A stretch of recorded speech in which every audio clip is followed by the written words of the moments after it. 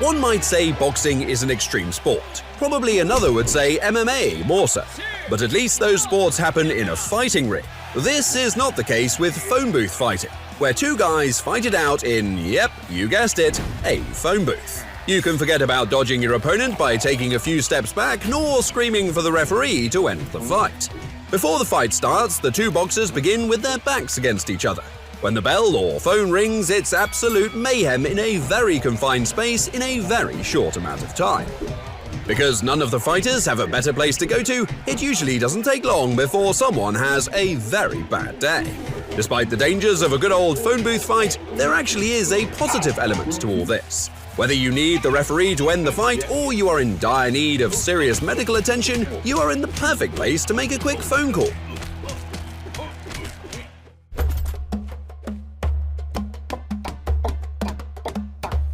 Is it just me, or does Pock-to-Pock sound like a fun game to play? Then wait until I tell you that playing this old Maya game could result in the sacrifice of its participants. Sounds less like fun now, doesn't it? Or actually it sounds like more fun, to be honest. The objective of the game was to keep a heavy rubble ball in play by hitting it with your hips, forearms, and sometimes with rackets or bats. And an instant win was guaranteed when the ball was played through a hoop on the wall. In order not to be sacrificed, players might be very motivated to play a good game and win. Well, though luck, because the Mayas sometimes sacrifice the winners of the game to honor their victory. To which the winning team might say, "Fuck that shit, I'd rather have the silver medal and go home." There were many different variants of the game, and sometimes captives were forced to play.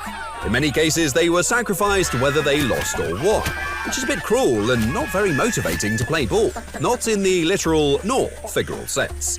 Yes, weird bunch of people, those Mayans.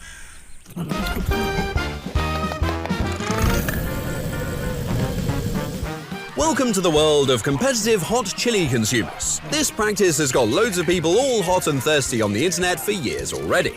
But there are also competitions where daredevils gather to feast on a delicious Scoville-rich menu of peppers.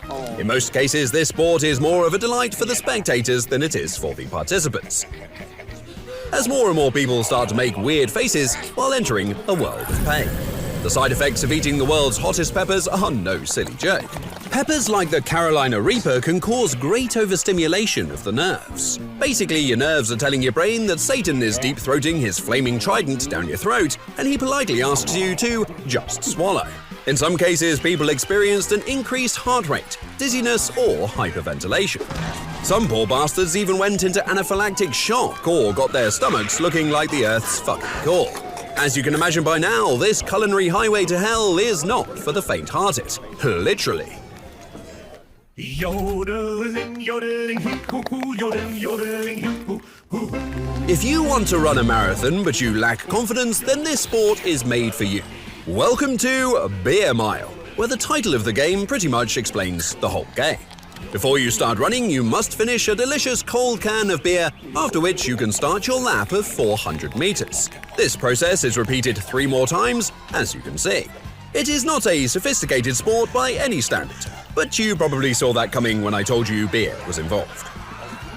But don't make the mistake you can just do whatever you want. For example, you are not allowed to vomit, so a good balance between running speed and drinking speed is crucial.